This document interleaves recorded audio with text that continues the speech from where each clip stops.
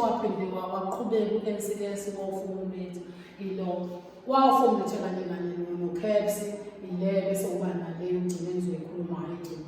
Nansi bathi national policy pertaining to the program and promotion requirements on the national curriculum statement grade R to 12 u-2012.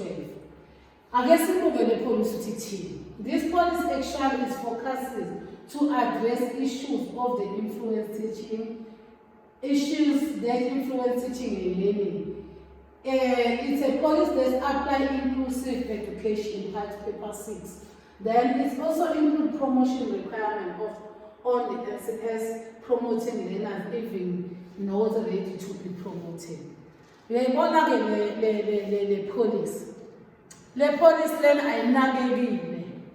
ayinakekile uma ungayinawo mawusuye nje umuntu okhonze wena ukwenza research yofunda uCAPS wakho.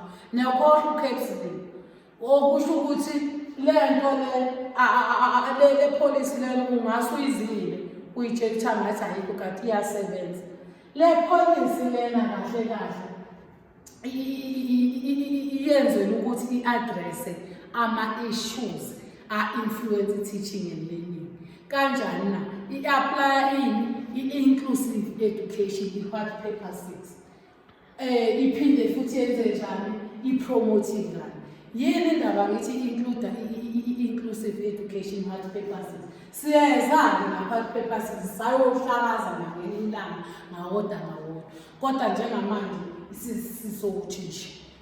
Le policy lena iyayikhandele ukuthi kuyabonakala la esikoleni ukuthi izingane ziyafunda. Hawu siyambona nangu Big Fish lapha uyeza esikoleni njalo nkosami akalovu ufika early wenza yonke into kodwa manje uBig Fish uthatha kude akasheshe bamba izinto. Kangangokuthi ngisho uBig Fish esebhala i-assignment noma ebhala uyesha angapasa angafeyili bese kuthiwa no man ngeke lo muntu lona uyayimisela. Yabazi othisha mase kumele ubhalele i-report ukuthi uyafeyila noma wenze njani bese bekhuluma bonke bethi hawu bakwethu kodwa uBig Fish bafethi kodwa ninamanga niyahlonipha kanjani bese kuthiwa wena uyapromote.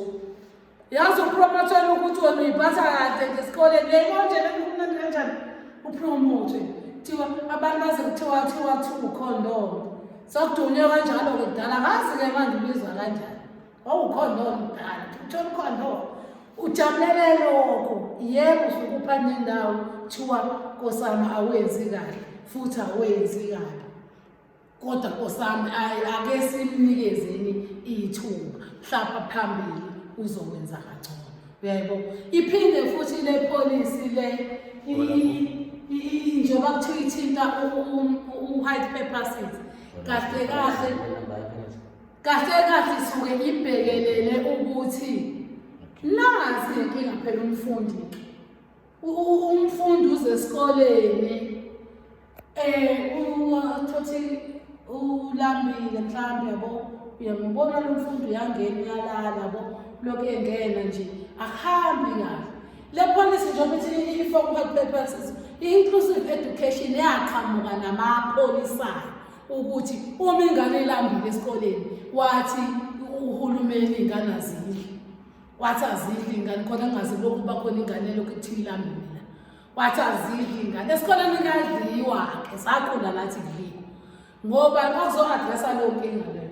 Uthola ukuthi kuthiwa ingane ayikwazi ukuthenga i-uniform ayikwazi ukwenza ini kwathiwa esikoleni wathi uhulumeni ingane ayihola inegrant. Uyabona amapolisi njengoba ngikhuluma nje ngoba kunama-policies lawo asigunyazayo thina sazi amalungelo ethu ukuthi uma nginenkinga njengoba umuntu ayingane ayikwazi ukuba necathulo isholephi imali yayo yegrant isholephi ngaphela iyahola le ngane.